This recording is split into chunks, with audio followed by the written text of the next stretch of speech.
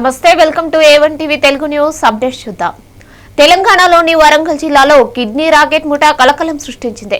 జిల్లా కేంద్రంలోని mills colony సమీపంలో గ్రౌండ్ వద్ద క్రికెట్ ఆడుతున్న ఓ బాలుడిని దుండగులు బలవంతంగా కారులో ఎక్కించుకున్నారు. కిడ్నీలు అమ్మేస్తానని బెదిరించి బాలుడికి ఇంజెక్షన్ కూడా వేశారు. భయంతో బాలుడు గట్టిగా కేకలు వేయడంతో ఆ ముఠా కంగారు పడి బాలుడిని కారులో నుండి దించేసి వెంటనే అక్కడి నుండి పరారైంది. ఈ ఘటనలో తీవ్ర భయాందోళనకు గురైన బాలుడి తల్లిదండ్రులు పోలీసులకు ఫిర్యాదు చేశారు. పోలీసులు కేసు నమోదు చేసి దర్యాప్తు చేపట్టారు. అయితే ఈ సంఘటన వెనుక నిజంగా కిడ్నీ ర్యాకెట్ ముఠా హస్తం ఉందా లేదా అనేది ఏదైనా ఫ్రాంక్ వీడియో కోసం చేసిన పనే అనే కోణంలో పోలీసులు విచారణ చేస్తున్నారు. ఈ ఘటన వరంగల్లో తీవ్ర చర్చనీయాంశమైంది. ఎక్కడ ఆడుకుంటున్నారు?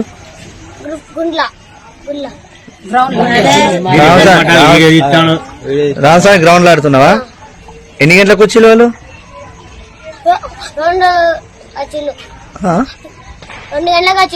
2 గంటల నుంచి ఎన్ని గంటలు తిప్పిలు కార్లో?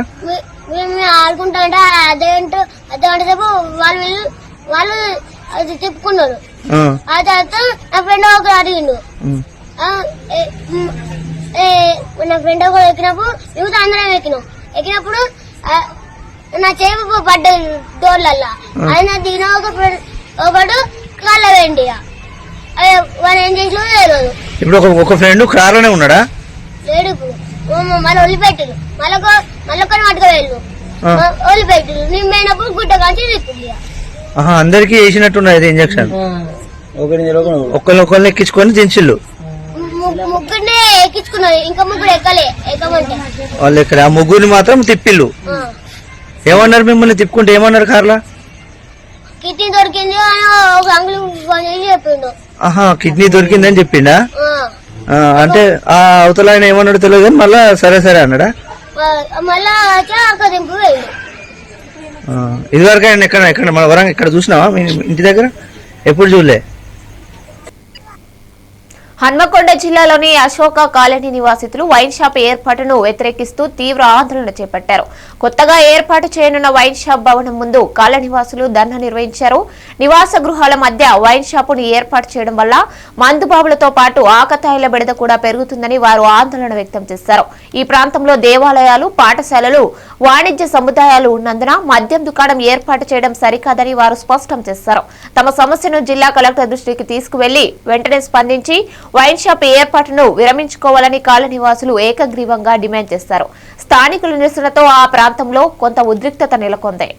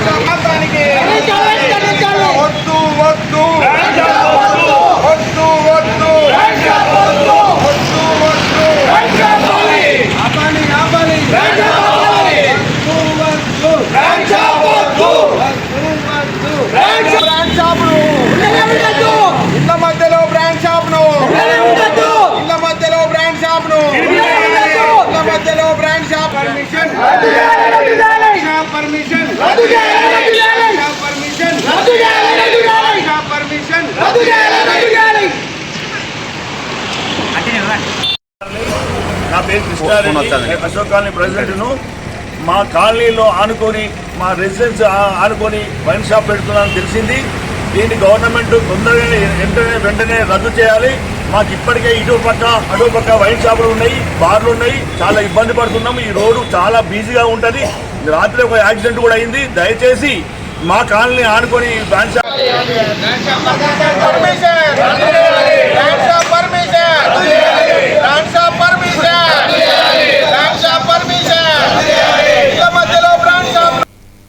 ములుగు జిల్లా కన్నాయిగూడెం మండలం గురువుల గ్రామంలో రాజు సంగీత దంపతుల చిన్న కుమారుడు హరినాథ్ పాము కాటుకు గురై మృతి చెందాడు. ఇంటి వద్ద ఆడుకుంటున్న బాలుడిని పాము కాటేయడంతో కుటుంబ సభ్యులు వెంటనే కన్నాయిగూడెం పిఎస్సికి తరలించారు. అయితే పిఎస్సిలో వైద్యులు అందుబాటులో లేకపోవడం, అలాగే తమ వద్ద యాంటీవినం ఇంజెక్షన్ లేదని సిబ్బంది చెప్పడంతో బాలుడిని మెరుగైన వైద్యం కోసం ఏటూరు నాగారం ఆసుపత్రికి తరలిస్తుండగా మార్గ మధ్యలోనే బాలుడు మృతి చెందాడు. సరైన సమయంలో చికిత్స అందకపోవడం వల్లే తమ బాలుడు చనిపోయాడని ఆరోపిస్తూ హరినాథ్ బంధువులు మృతదేహంతో కలిసి ఆసుపత్రి వద్ద ధర్నాకు దిగారు. డాక్టర్ను సస్పెండ్ చేయాలని, నష్టపరిహారం చెల్లించాలని డిమాండ్ చేస్తూ రోడ్డుపై బైఠాయించారు. పోలీసులు తహసీల్దార్ జోక్యం చేసుకుని బాధితులపై చర్యలు తీసుకుంటామని హామీ ఇవ్వడంతో బంధువులు ఆందోళన విరమించారు. హరినాథు స్వామి, హరినాథు స్వామి, ఏడేళ్ళ బాబయ్యా, ఈ పరిస్థితి ఎవరి రావద్దయ్యా. వ్యాక్సిన్ చూపెట్లే, మాకేం చూపెట్లే. ఇవాళ నిన్నటి లేని మందులు ఇవ్వాలి.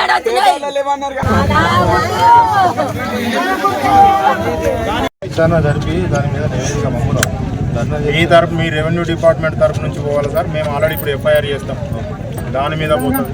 ఇంకోసారి ఇట్లాంటివి జరగకుండా తమరు వాళ్ళకు వాయిదా మీకోసం వచ్చినాం.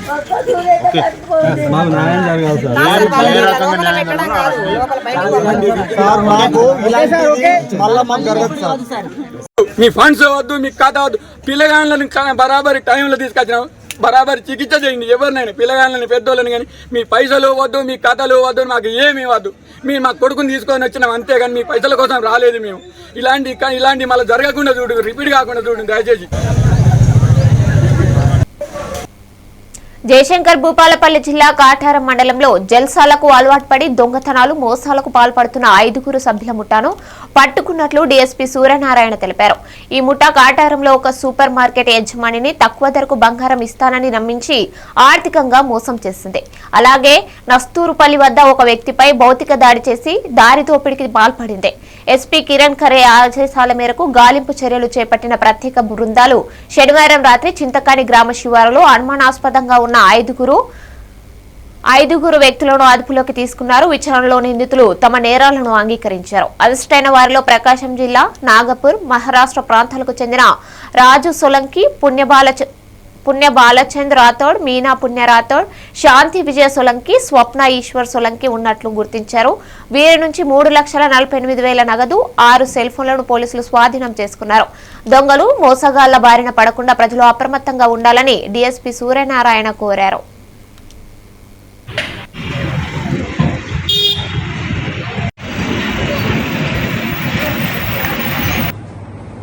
ముఠాకు సంబంధించినటువంటి 5 వ్యక్తుల్ని ఈరోజు అరెస్ట్ చేయడం జరిగింది.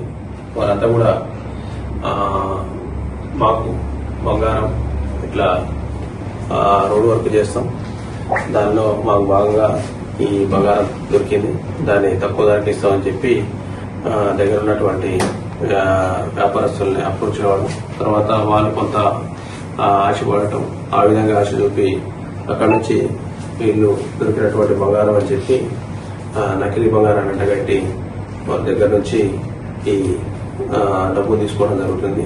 ఆ విధంగా పేరు మన ఏదైతే ఉందో 1వ తారీఖు మన కాటారం గ్రామంలో ఈ ఒక సూపర్ మార్కెట్ యజమాని దగ్గరికి ఈ విధంగానే అప్రోచ్ అయ్యి వారు ఈ యొక్క మేము అమ్ముతామని చెప్పి అప్రోచ్ కావడంతో అతను ఆశపడి వారికి 10 లక్షల రూపాయలు ఉంట చెప్పడం జరిగింది. తర్వాత వ్యాపారి దాన్ని చెక్ చేసుకుంటే నకిలీ బంగారం అని తేలింది.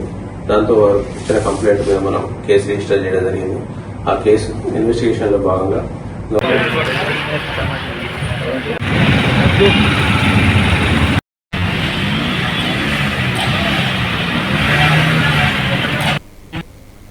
మాజీ మంత్రి పెద్దిరెడ్డి రామచంద్రారెడ్డి పుంగనూరులో పర్యటించి మెడికల్ కాలేజీల ప్రైవేటీకరణకు వ్యతిరేకంగా చేపట్టిన 1,00,000 సంతకాల పోస్టర్ను ఆవిష్కరించారు. ఈ సందర్భంగా ఆయన రాష్ట్ర ప్రభుత్వంపై తీవ్ర విమర్శలు చేశారు. దివంగత సీఎం వైఎస్ జగన్మోహన్ రెడ్డి కేవలం 5 సంవత్సరాల కాలంలోనే ఏకకాలంలో 17 మెడికల్ కాలేజీలు మంజూరు చేశారు.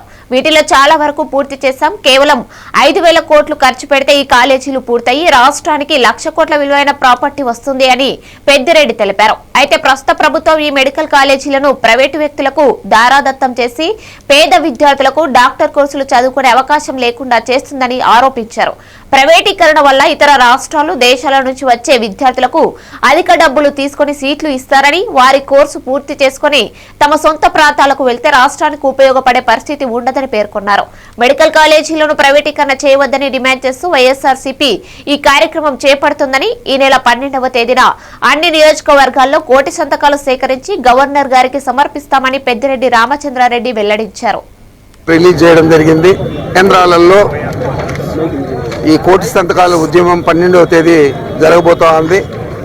దాన్ని పురస్కరించుకొని ఈరోజు మనం ఒక పోస్టర్ కూడా రిలీజ్ చేయడం జరిగింది. మీకంతా కూడా తెలుసు, జగన్మోహన్ రెడ్డి గారు ముఖ్యమంత్రిగా కేవలం 5 సంవత్సరాల కాలంలోనే 17 మెడికల్ కాలేజీలు ఏకకాలంలో మంజూరు చేసి చాలా వరకు పూర్తి చేస్తే, కేవలం 5,000 కోట్లు పూర్తి చేస్తే ఖర్చు పెడితే 17 మెడికల్ కాలేజీలు కూడా పూర్తి అవుతాయి. అది రాష్ట్రానికి 1,00,000 కోట్ల ప్రాపర్టీగా రాష్ట్రానికి వస్తుంది. మరి అలాంటివన్నీ కూడా ప్రైవేట్ వ్యక్తులకంతా కూడా దారాదత్తం చేసి అక్కడ పేదలు చదువుకునేదానికి అవకాశం లేకుండా చేసి, ఎక్కడో ఇతర రాష్ట్రాల నుంచి లేదా ఇతర దేశాల నుంచి ఎవరైతే ఎక్కువ డబ్బులు ఖర్చు చేస్తారో అలాంటి వారికి అంతా కూడా సీట్లు ఇచ్చి మళ్ళీ వాళ్ళు పూర్తి చేసినాక డాక్టర్ కోర్సు పూర్తి చేసిన తర్వాత మళ్ళీ వాళ్ళు వాళ్ళ రాష్ట్రాలకు వెళ్తారు లేదా వాళ్ళ దేశాలకు వెళ్తారు తప్ప ఇక్కడ మనకు ఉపయోగపడే పరిస్థితి లేదు. అంచేత దీన్ని ప్రైవేటీకరణ చేయకూడదని చెప్పి వైఎస్ఆర్ కాంగ్రెస్ పార్టీ ఆధ్వర్యంలో మా నాయకుడు జగన్మోహన్ రెడ్డి గారు నిర్దేశించిన ప్రకారం ఈ కార్యక్రమాన్ని చేపట్టాం. 12వ తేదీ జిల్లా నియోజకవర్గ హెడ్ క్వార్టర్స్లోను, ఆ తర్వాత జిల్లా హెడ్ క్వార్టర్, ఆ తర్వాత గవర్నర్ గారికి ఈ 1 కోటి సంతకాలన్నీ కూడా సమర్పించడం జరుగుతుందని చెప్పి తెలియజేస్తున్నాను. అనకాపల్లి జిల్లా బుచ్చాయపేట మండలం వడ్డాది గ్రామంలోని పెద్ద బజార్ వీధిలో ఆదివారం విఎస్ఆర్ చారిటబుల్ ట్రస్ట్ ఆధ్వర్యంలో ఉచిత మెడికల్ క్యాంపును నిర్వహించారు. టీడీపీ టౌన్ అధ్యక్షుడు దొండా నరేష్ సౌజన్యంతో ఈ శిబిరం ఏర్పాటు చేయబడింది. State housing corporation chairman Battula Tatayya Babu ముఖ్య అతిథిగా హాజరై క్యాంపును ప్రారంభించారు. ఈ శిబిరంలో అనకాపల్లిలోని Usha prime hospital, DDR hospital మరియు SCG క్యాన్సర్ హాస్పిటల్ నిపుణులు ఉచిత వైద్య సేవలు అందించారు. ఈ క్యాంపు ద్వారా వడ్డాది పరిసర గ్రామాల నుండి వచ్చిన సుమారు 300 మంది పేద ప్రజలు ఉచిత సేవలను వినియోగించుకున్నారు. వైద్య పరీక్షలు చేయించుకున్న వారికి ఉచిత మందులు పంపిణీ చేశారు. అంతేకాక తదుపరి పరీక్షలు అవసరమైన వారికి లేదా సమస్య తీవ్రంగా ఉన్న వారికి హాస్పిటల్ తరపున ఉచితంగా ఆపరేషన్లు చేయిస్తామని ట్రస్ట్ చైర్మన్ డాక్టర్ వడ్డి సత్యారావు హామీ ఇచ్చారు. ఈ సేవా కార్యక్రమాన్ని గ్రామస్తులు, నాయకులు అభినందించారు.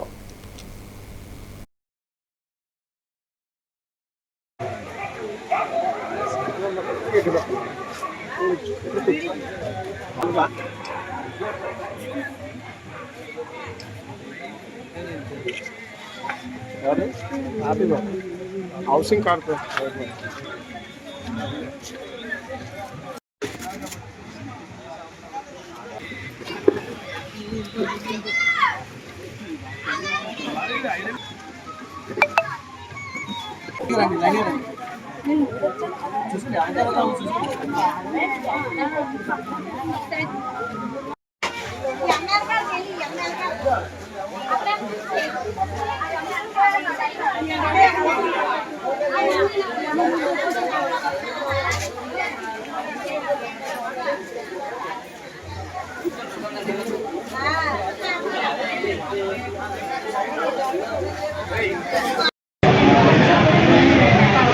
ఇది కూడా వస్తున్నారా?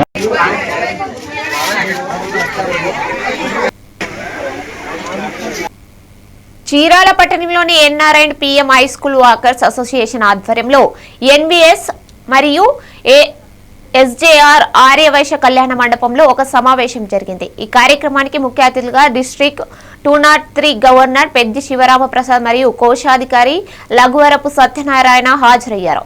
చీరాల వాకర్స్ అసోసియేషన్ చేపడుతున్న సేవా కార్యక్రమాలను వారు అభినందించడంతో పాటు నిస్వార్థంగా పనిచేస్తున్న సభ్యులకు అవార్డులు ప్రదానం చేశారు. ఈ సందర్భంగా ముఖ్యంగా ఒక అద్భుతమైన కార్యక్రమం జరిగింది. చీరాల కస్తూర్బా గాంధీ గర్ల్స్ హై స్కూల్లో 8వ తరగతి చదువుతున్న విద్యార్థిని షేక్ తహీరా రాష్ట్ర స్థాయిలో బంగారు పతకం సాధించి జాతీయ స్థాయి తైక్వాడో పోటీలలో పాల్గొనబోతోంది. ఆమెను ప్రోత్సహిస్తూ వాకర్స్ అసోసియేషన్ తరపున ఆమెకు 25,000 నగదు బహుమతిని అందించారు. షేక్ తహీరా రాష్ట్రానికి దేశానికి మరిన్ని పతకాలు సాధించి గౌరవం తీసుకురావాలని ముఖ్య అతిథులు ఆశాభావం వ్యక్తం చేశారు. ఈ కార్యక్రమంలో అసోసియేషన్ అధ్యక్షులు పోలుదాసు రామకృష్ణ, చారుగుల్ల గురుప్రసాద్, నారాయణమూర్తి, శివ, డాక్టర్ ఐ బాబురావు తదితరులు పాల్గొన్నారు.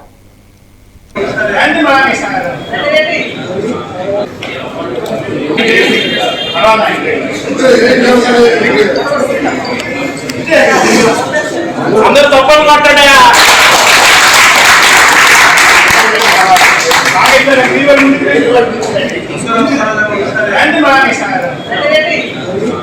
నారాయణ గారు మీరు ఇటు తిరగండి. రమేష్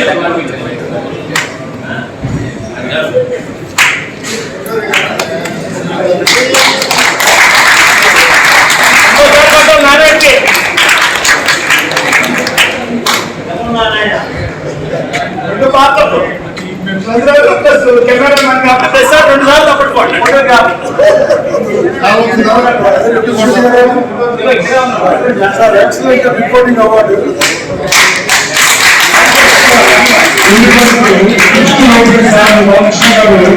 మాకు ఎక్సలెంట్ గా రిపోర్టింగ్ పంపిస్తారు. సో అందువల్ల వారికి ఎక్సలెంట్ రిపోర్టింగ్ అవార్డు మేము ఇస్తున్నాము. Thank you award.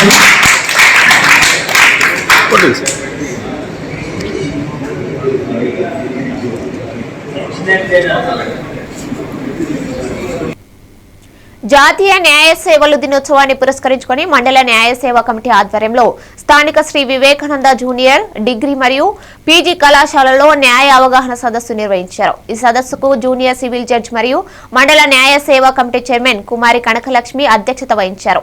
ఆమె మాట్లాడుతూ న్యాయ సేవాధికార చట్టం 1987లో ఏర్పడినప్పటికీ దేశవ్యాప్తంగా పూర్తి స్థాయిలో 1995 నవంబర్ 9 నుండి అమల్లోకి వచ్చిందని తెలిపారు. మండల న్యాయ సేవా కమిటీ ద్వారా ఎవరైనా ఉచిత న్యాయ సేవలను వినియోగించుకోవచ్చని ఆమె విద్యార్థులకు సూచించారు. సమయాన్ని వృధా చేయకుండా చదువులతో పాటు జీవ నైపుణ్యాలను పెంపొందించుకోవాలని హితవు పలికారు. ఈ కార్యక్రమంలో పాల్గొన్న ఎస్ఐ సత్యనారాయణ మరియు సీనియర్ న్యాయవాదులు పోక్సో, వాల్డా, బాల్య వివాహాలు, సైబర్ నేరాలు, నార్కో డ్రగ్స్ వంటి ముఖ్యమైన చట్టాలపై విద్యార్థులకు అవగాహన కల్పించారు. కళాశాల ప్రిన్సిపాల్ మజ్జి భాస్కరరావు వందన సమర్పణతో సదస్సు ముగిసింది. అనంతరం న్యాయమూర్తి సబ్ జైల్ ను సందర్శించి ఖైదీలతో మాట్లాడి వారి అవసరాలను తెలుసుకున్నారు.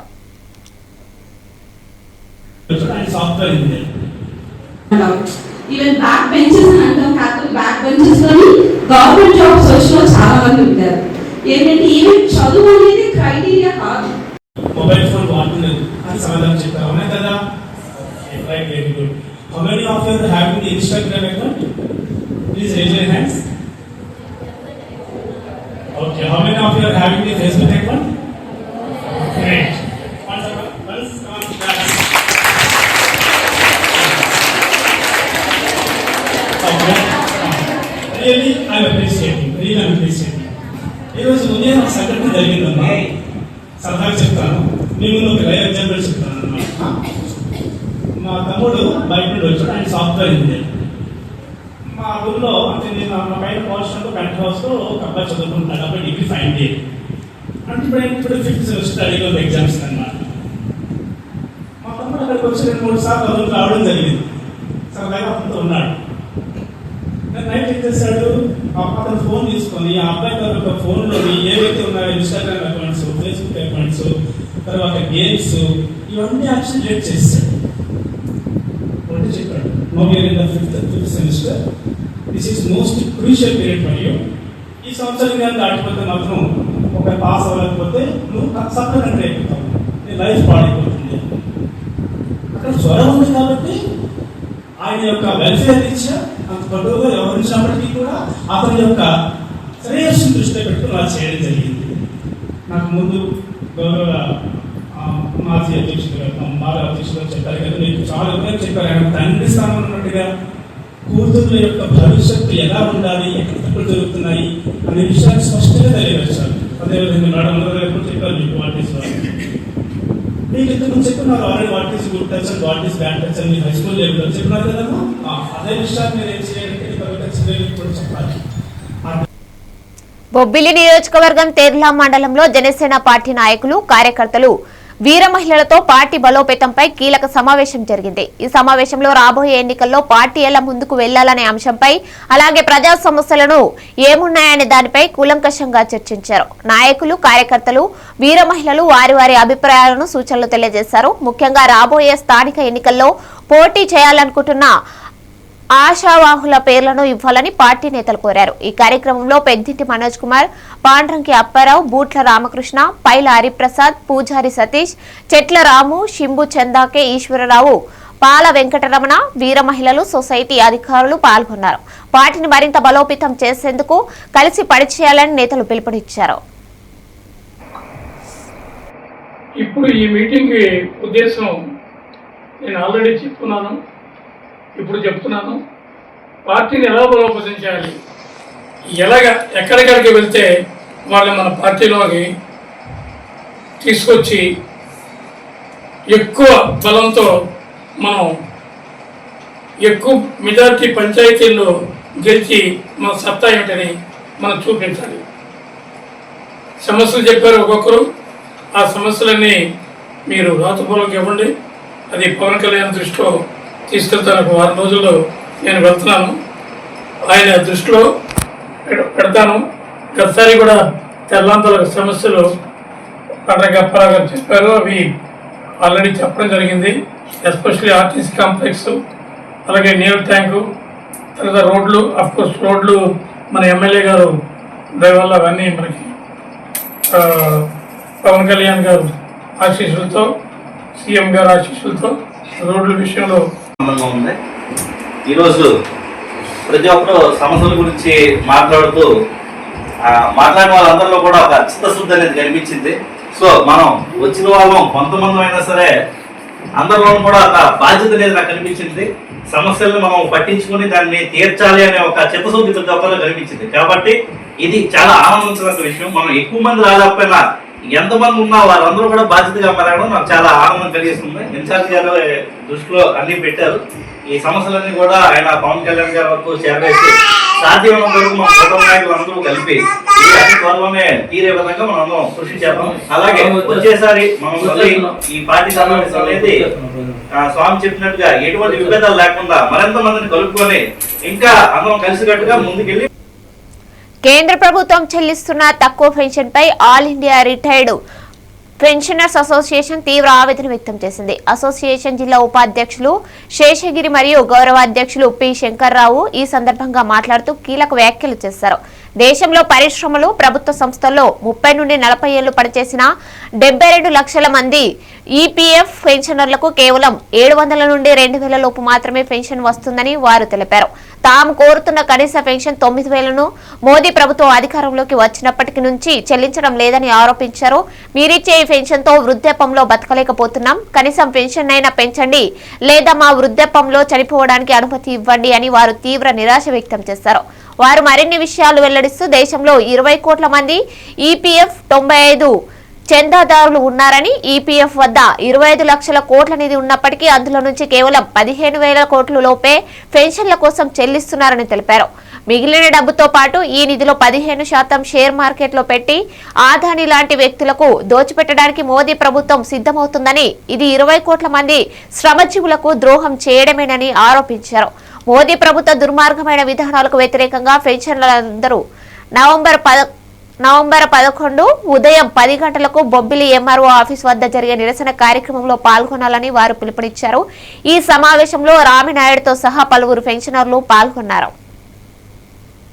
9,000 ఆల్ పెన్షనర్స్ అసోసియేషన్ తరఫున మాట్లాడుతున్నా. నవంబర్ 11వ తారీఖు మంగళవారం నాడు దేశవ్యాప్తంగా అన్ని రాష్ట్రాల్లో గవర్నర్లకి కనీస పెన్షన్ 9,000 ఇవ్వాలని, అలాగే పెన్షన్దారులకి ట్రైన్లో రాయితీలు కల్పించాలని, ప్రధానంగా 72 లక్షల మంది ఉన్నటువంటి భారతదేశంలో ఈపీఎఫ్ 95 పెన్షన్దారులకి మోడీ ప్రభుత్వం అన్యాయం చేస్తుంది. అందుకని చెప్పి నవంబర్ 11న గవర్నర్లకి ధర్నా, గవర్నర్లు బంగ్లాల ముందు, అలాగే బొబ్బుల్లో అదే రోజున బొబ్బులు ఎంఆర్ ఆఫీసు ముందు ధర్నా కార్యక్రమం చేపడుతున్నాం.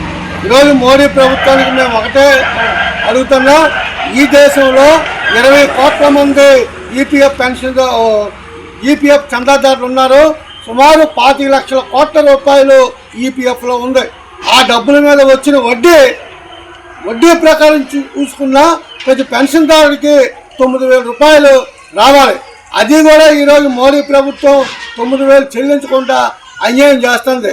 అన్యాయం చేయడంతో పాటుగా ఈరోజు ఈపీఎఫ్లో ఉన్నటువంటి డబ్బులు ఏవైతే ఉన్నాయో ఆ డబ్బుని షేర్ మార్కెట్లో పెట్టడానికి ప్రయత్నం చేస్తున్నాడు. ఇది అత్యంత దుర్మార్గమైన పని. మేము కష్టపడి 25-30 సంవత్సరాలు కష్టపడి మా డబ్బులు ఉంటే ఆ డబ్బుల్ని ఈ షేర్ మార్కెట్లో పెట్టడం దుర్మార్గమైన పని ఇంకొకటి లేదు. కాబట్టి 11వ తారీఖు జరిగే ధర్నాలో మొత్తం పెన్షన్దారులు అందరూ జూట్ మిల్లు కానీ, సోలార్ ఫ్యాక్టరీలో కానీ, society. Doctor BR Ambedkar Konaseema జిల్లా పి గన్నవరం మండలం నరేంద్రపురం గ్రామంలో శ్రీ శ్రీ శ్రీ లక్ష్మీ గణపతి శెట్టి బలిజ యువజన సంఘం ఆధ్వర్యంలో భారీ కార్తీక వన సమారాధన కార్యక్రమం ఘనంగా జరిగింది. 9 పాలేల పెద్ద సంఘపు సమన్వయంతో ఈ కార్యక్రమాన్ని ఏర్పాటు చేశారు. కార్తీక మాసం సందర్భంగా ఉసిరి చెట్టు వద్ద వన సమారాధన కార్యక్రమం నిర్వహించి ప్రత్యేక పూజలు చేశారు. ఇది కేవలం ఆధ్యాత్మిక కార్యక్రమమే కాకుండా శెట్టి బలిజ ఆత్మీయ సమ్మేళనానికి వేదికగా నిలిచింది. ఈ కార్యక్రమంలో సంఘ అధ్యక్షులు పత్తిన వెంకటేశ్వరరావు మరియు కమిటీ సభ్యులు, భక్తులు, వివిధ రాజకీయ పార్టీల నాయకులు పెద్ద సంఖ్యలో పాల్గొన్నారు. శెట్టి బలిజ ఆత్మీయ సమ్మేళనం కార్తీక వన సమారాధన వేడుకలు విజయవంతం అయ్యేందుకు నాయకులు, కమిటీ సభ్యులు కృషి చేశారు.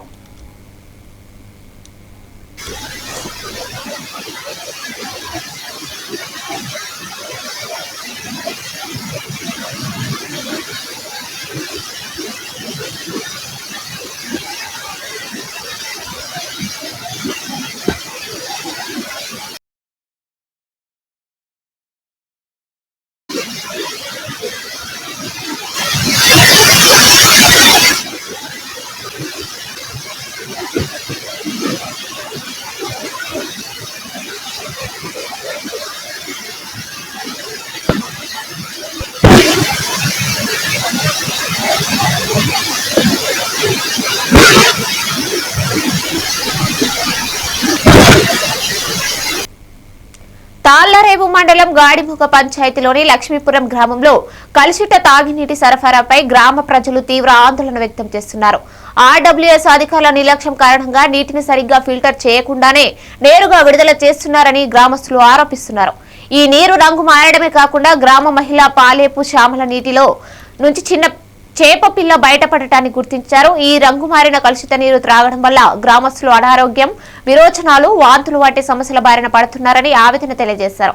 ఈ సమస్య గురించి గ్రామ సర్పంచ్ మరియు అధికారుల దృష్టికి ఎన్నిసార్లు తీసుకువెళ్లినా తమను పట్టించుకోవడం లేదని గ్రామ మహిళలు వాపోయారు. మత్స్యకార గ్రామాలను ప్రభుత్వ అధికారులు చూసి చూడనట్లు వ్యవహరిస్తున్నారని ఆరోపిస్తూ గ్రామ ప్రజలు గ్రామంలోని పెద్దల ముందు అధికారుల తీరుపై ఘర్షణకు దిగారు. కలుషిత నీటి సమస్యను వెంటనే పరిష్కరించాలని వారు డిమాండ్ చేస్తున్నారు.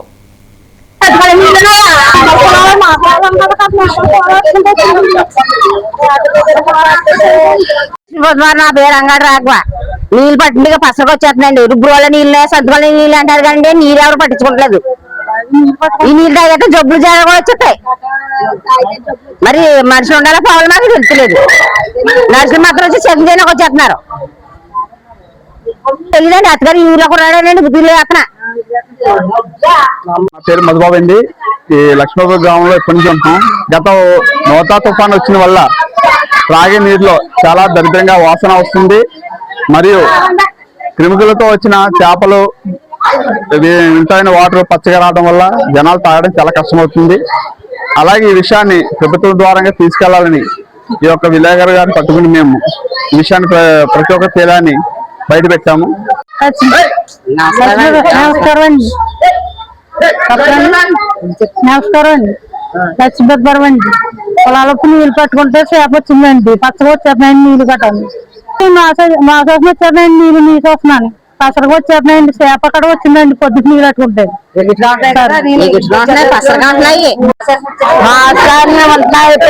నీళ్ళు ఉంటున్నాయి, మరి ఆ నీళ్ళు తాగుతున్నాం.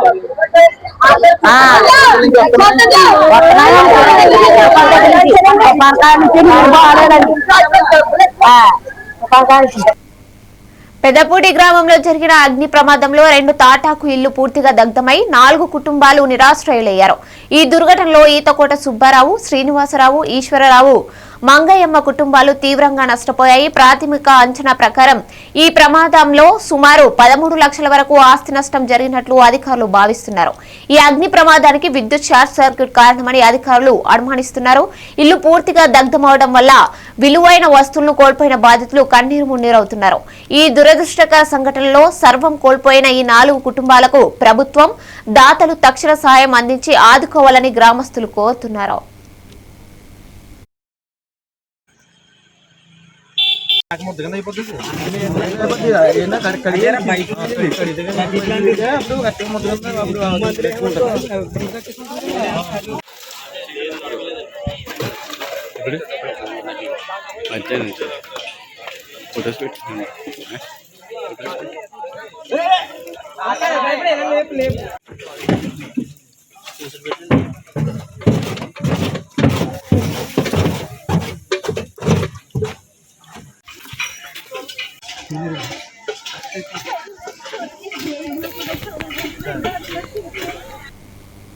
బొబ్బిలి మండలం పారాది గ్రామం వద్ద ఇటీవల కురిసిన భారీ వర్షాల కారణంగా పాడైపోయిన తాత్కాలిక వంతెన మరియు ప్రధాన వంతెన నిర్మాణ పనులను ఎమ్మెల్యే ఆర్వీఎస్ కేకే రంగారావు ఈ రోజు పరిశీలించారు.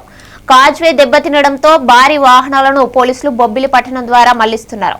ఈ సమస్యను దృష్టిలో ఉంచుకొని ఎమ్మెల్యే బేబినాయన జిల్లా కలెక్టర్తో చర్చించారు. తాత్కాలిక వంతెన పునర్నిర్మాణం కోసం 12 లక్షలు మంజూరు చేయాలని కోరగా కలెక్టర్ అందుకు అంగీకరించి త్వరలో నిధులు విడుదల చేస్తామని హామీ ఇచ్చారు. ఈ రోజు పర్యటనలో ఎమ్మెల్యే బేబినాయన ఆర్ఎండ్బి అధికారులతో కలిసి కాజ్వే పరిస్థితిని, ప్రధాన వంతెన నిర్మాణ పనులను పరిశీలించారు. ప్రధాన వంతెన నిర్మాణ పనులను వేగవంతం చేయాలని, బిల్లులు మంజూరులో ఎలాంటి జాప్యం జరగకుండా తాను చూసుకుంటానని అధికారులకు తెలిపారు. అలాగే వీలైనంత త్వరగా కాజ్వే పునర్నిర్మాణ పనులు చేపట్టి రాకపోకలకు అందుబాటులోకి తీసుకురావాలని సూచించారు. ఎమ్మెల్యే వెంట టీడీపీ రాష్ట్ర కార్యనిర్వాహక కార్యదర్శి అల్లాడ భాస్కరరావు, పారాది గ్రామ పెద్దలు, టీటీడీ నాయకులు మరియు అధికారులు ఉన్నారు.